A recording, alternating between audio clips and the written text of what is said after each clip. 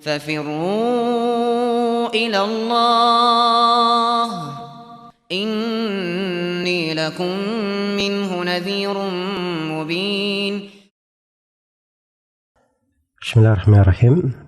Alhamdulillahirabbil alamin. Wassalatu wassalamu ala al-mab'uts rahmatan lil alamin. Nabiyina Muhammad wa ala alihi wa sahbihi wa man tabi'ahum bi ihsanin ila yaumiddin, amma ba'd. Kaum muslimin dan muslimat, para pendengar dan para pemirsa, Assalamualaikum warahmatullahi wabarakatuh. Masih di dalam keindahan ayat-ayat Al-Quran dan kalimat-kalimat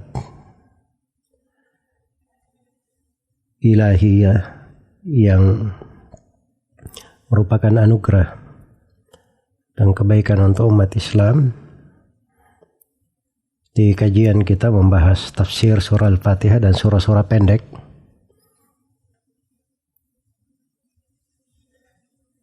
Dan di pertemuan malam hari ini kita akan mengkaji tentang ayat Maliki Yaumiddin. Firman Allah Subhanahu wa taala pada ayat yang agung ini, Maliki Yaumiddin. Itu dibacaan Asim, Al-Kisai dan Ya'qub seperti itu. Dari 10 ahli qiraah dan para qurra yang lainnya membaca Maliki Yaumiddin dengan dipendekkan mimnya. Dan keduanya Maliki Yaumiddin dan Maliki Yaumiddin dipanjangkan maupun dipendekkan itu dari kata Al-Mulk. Kata Al-Mulk itu bisa dari kata Al-Milk dan bisa juga dari kata Al-Malk. Artinya dia yang menguasai sesuatu, yang punya kemampuan untuk menguasai sesuatu dan memiliki segala hal. Ya. Karena itu kekuasaan Allah Subhanahu wa taala sangatlah luas. Apalagi dari Asmaul Husna ada 3 nama mirip di dalam Al-Quran. Maliki Yaumiddin, Maliki Yaumiddin, dan Al-Malik. Adapun nama Maliki Yaumiddin atau nama Malik itu disebut dalam Al-Quran 2 kali. Di riwayat yang kita baca, dari riwayat Hafs dari Asim, disebut dalam Al-Quran 2 kali. Maliki Yaumiddin, dan ayat yang kedua, Qulillahumma malikal mulki. Berdoalah wahai Nabi Muhammad, ya Allah yang maha menguasai segala kekuasaan. Adapun nama Al-Malik dipendekkan. Al-Malik itu disebut dalam Al-Quran 5 kali. Di antaranya adalah firman Allah Subhanahu wa taala, Fata'ala Allahu Al-Malikul Haq. Maha tinggi Allah Al-Malik yang maha berkuasa, maha memiliki, Al-Haq dan maha benar. Dan juga firman Allah Subhanahu wa taala, Huwallahu alladzi la ilaha illa huwal malik. Dialah Allah yang tidak ada ilah yang berhak diibadahi kecuali Dia, Al-Malik yang maha berkuasa. Dan diantaranya adalah ayat yang populer, Malikin Nas. Qul a'udzu bi rabbin nas, Malikin Nas, Ilahin Nas. Jadi 5 tempat di dalam Al-Quran. Adapun nama Al-Malik itu di dalam Al-Quran hanya disebut 1 kali saja.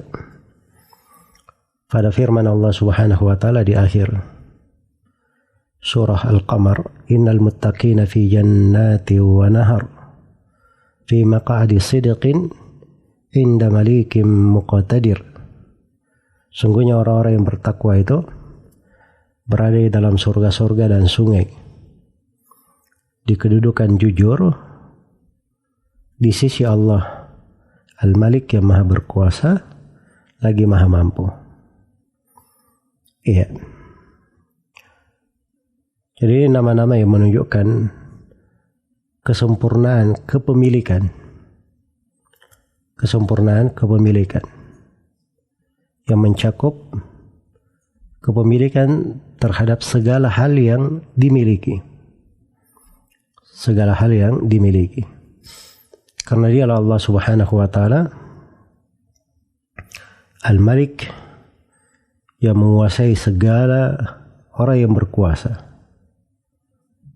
Dia adalah rajanya di raja, dan dia adalah yang maha menguasai hari kebangkitan, maha menguasai hari hisab.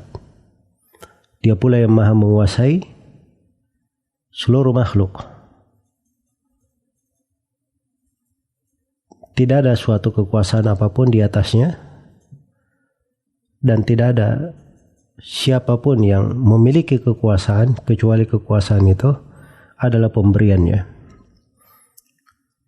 Qulillahumma malikal mulki tu'til mulka man tasha'u wa tanzi'ul mulka mimman tasha'. Katakanlah wahai Nabi Muhammad, ya Allah yang maha menguasai segala kekuasaan, Engkau memberi kekuasaan kepada siapa yang Kau kehendaki, dan Engkau mencabut kekuasaan itu dari siapa yang Engkau kehendaki. Iya. Maka ini nama yang agung yang menunjukkan bahwa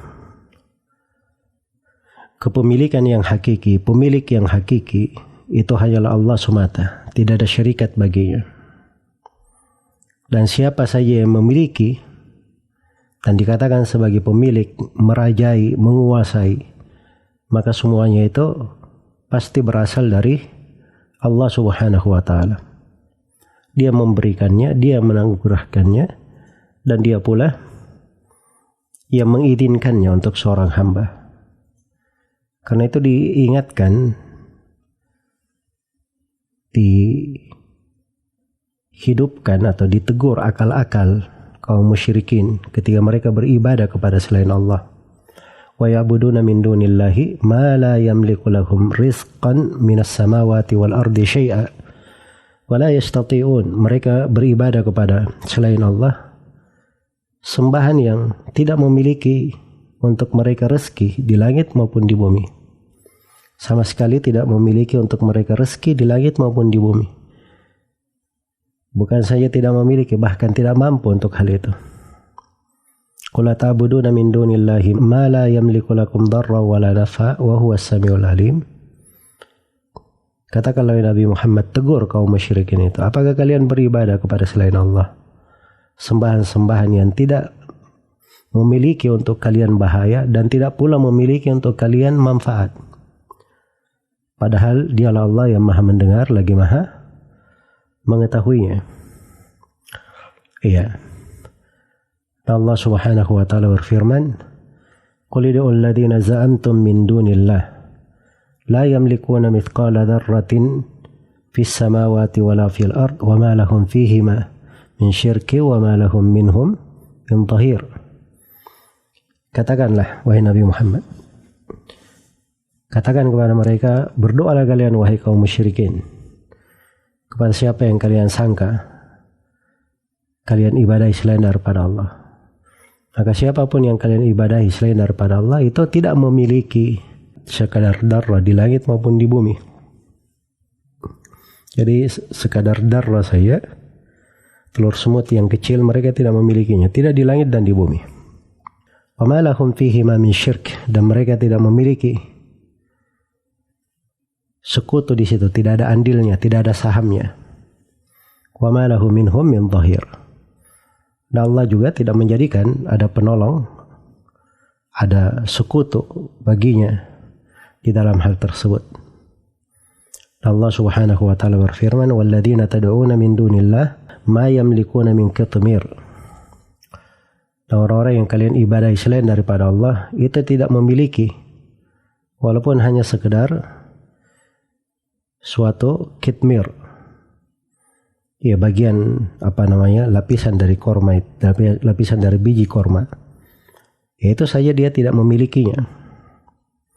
Di korma itu ada lapisannya atau ada yang mengikatnya, itu disebut kitmir. Kitmir itu saja dia tidak miliki. Bagaimana bisa diibadahi selain daripada Allah?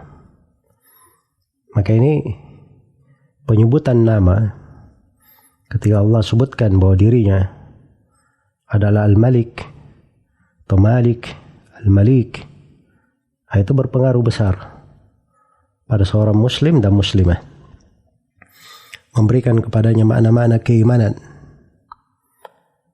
sehingga dia tahu bahwa kepemilikan itu hakikatnya semuanya adalah milik Allah Subhanahu wa taala. Kalau ada yang memiliki, maka itu hanya dengan izin Allah Subhanahu wa taala.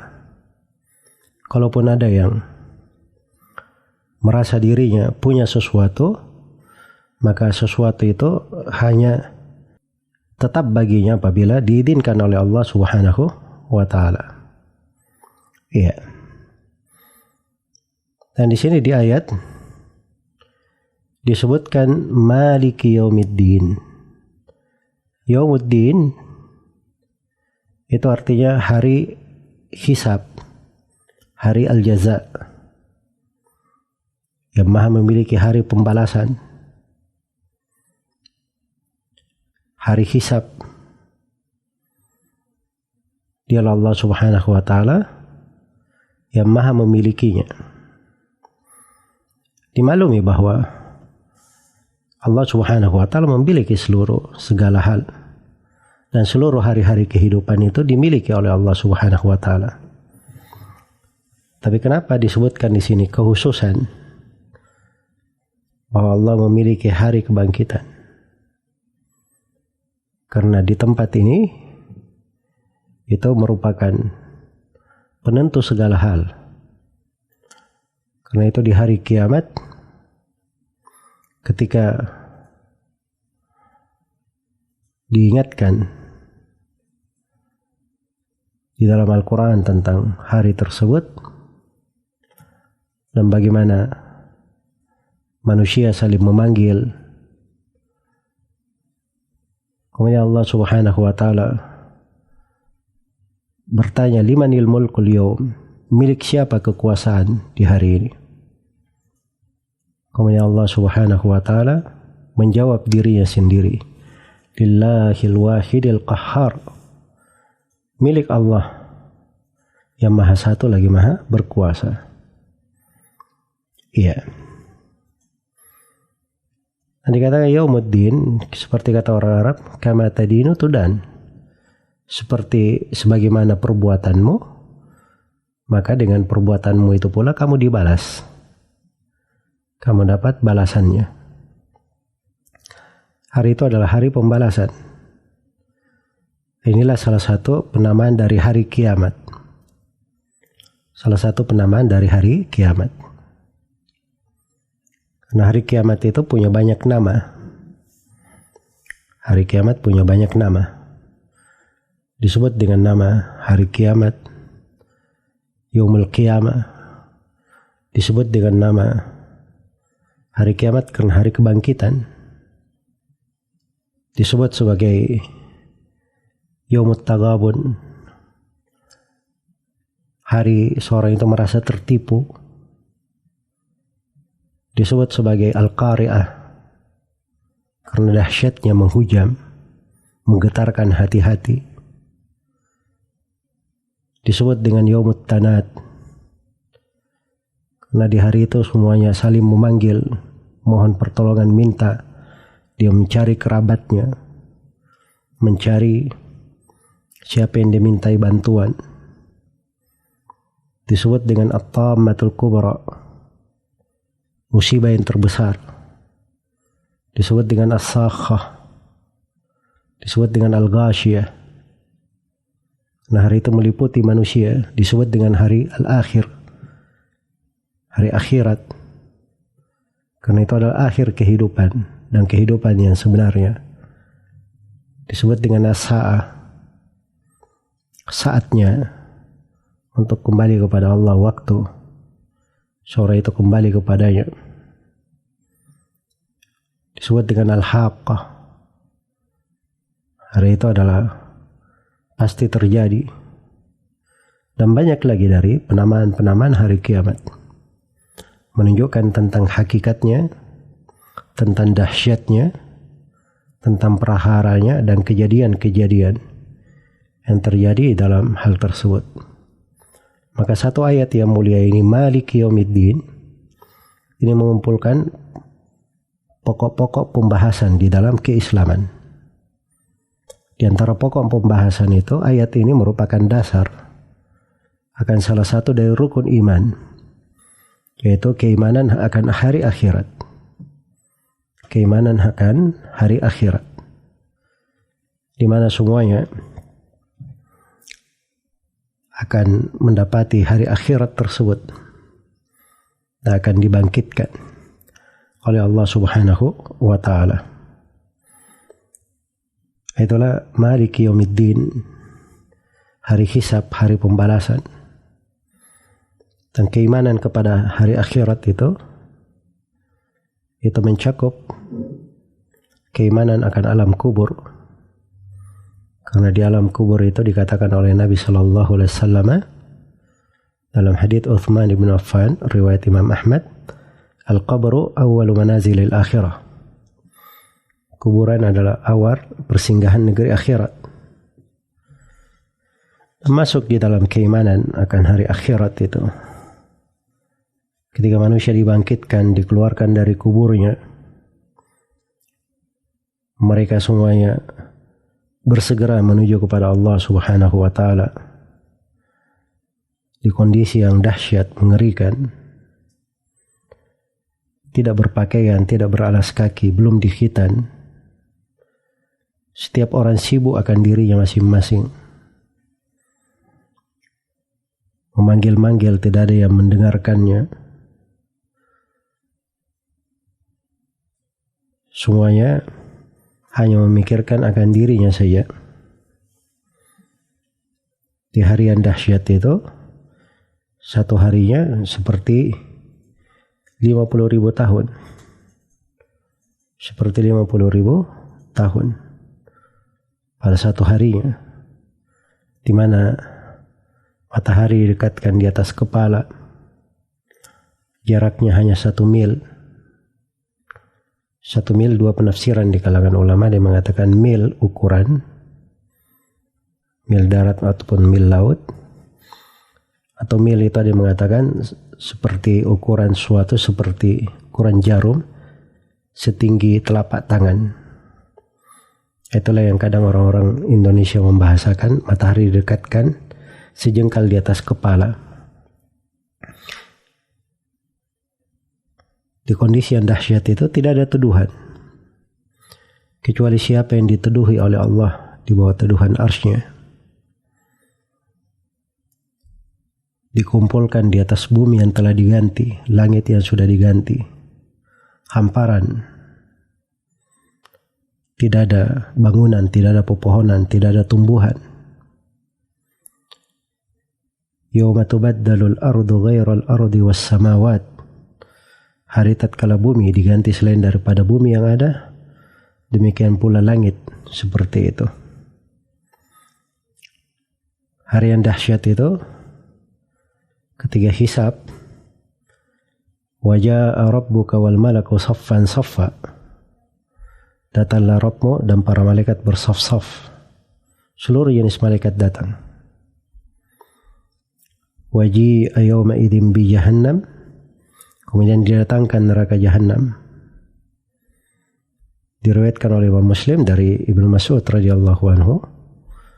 Beliau menjelaskan bahwa neraka Jahannam didatangkan dalam keadaan diikat dengan 70.000 tali. Setiap tali ditarik oleh 70.000 malaikat. Dari kejauhan diterangkan bagaimana neraka itu. Idza ra'athum min makanin ba'idin sami'u laha taghayyudha wa zafira. Apabila neraka ini melihat manusia dari kejauhan, maka terdengar dari neraka Jahannam ini golakan dan kemarahan yang sangat dahsyat. Yawma idzi yatadzakkarul insanu wa anna lahu dzikra. Di hari itu manusia mengingat. Tapi apalagi gunanya dia mengingat? Iya. Dunia itu adalah waktu beramal, sedangkan akhirat adalah waktu hisab. Dan seorang tidak ada gunanya untuk menyesali akan dirinya di kehidupan akhiratnya. Tidak berguna lagi penyesalan di sana. Karena akhirat itu adalah waktu untuk hisab. Bukan waktu untuk bertobat. Bukan waktu untuk memperbaiki diri. Kalau ingin memperbaiki diri, perbaiki diri di dunia sebelum datang hari hisab. Sebagaimana kata Ali bin Abi Thalib radhiyallahu taala anhu, "Irtahalatid dunya mudbiratan, wartahalatil akhiratu muqbilatan. Walikulli wahidatin minhuma banun. Fakunu min abna'il akhirah wa la takunu min abna'id dunya. Fainal yawma amalun wala hisab, wa gadan hisabun wala amal." Ali bin Abi Thalib, dunia itu telah berlalu ke belakang. Adapun akhirat dia baru datang. Jalan ke depan, dan setiap dari dunia dan akhirat punya anak-anak. Maka jadilah kalian dari anak-anak akhirat, jangan kalian menjadi anak-anak dunia. Karena pada hari ini adalah beramal dan besok adalah hari ini adalah beramal, tidak ada hisab. Tapi besok adalah hisab dan tidak ada amalan. Besok adalah hisab dan tidak ada amalan. Maka setelah adanya hisab, ditentukanlah siapa yang ke surga dan siapa yang ke neraka. Kemudian tentunya sebelum hisab dimulai, manusia menunggu di padang mahsyar. Satu harinya seperti 50.000 tahun. Dan hisab tidak ditegakkan kecuali dengan syafaat dari Nabi SAW. Beliau memohon kepada Allah Subhanahu wa taala agar supaya hisab disegerakan. Kemudian di padang mahsyar itu ada minum dari telaga. Kemudian setelah pembagian kitab kanan dan kiri, siapa yang penduduk surga, penduduk neraka, maka berikutnya adalah melewati neraka. Sebagian ulama ada yang mengatakan dari ayat-ayat bahwa semuanya akan melewati neraka, masuk ke dalamnya. Adapun penduduk sorga, dia hanya melewatinya saja kemudian langsung ke sorga. Dan sebagian ulama mengatakan bahwa itu dengan melewati as-sirat, jembatan yang dihamparkan di atas punggung neraka Jahannam. Dan yang tidak bisa melewatinya di dalam neraka, yang keluar darinya, itulah penduduk sorga. Dan ada kisas di antara manusia. Karena itu ada orang-orang yang datang dengan berbagai pahala kebaikan. Tapi datang orang-orang yang menuntutnya, dia harus bayar dengan kebaikannya.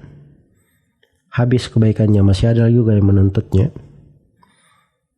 Kemudian dosa-dosa orang yang menuntutnya dia tanggung, lalu dia dilemparkan ke dalam neraka, waliyadzubillah. Dan di sana ada kehidupan yang sebenarnya di surga Allah Subhanahu wa taala.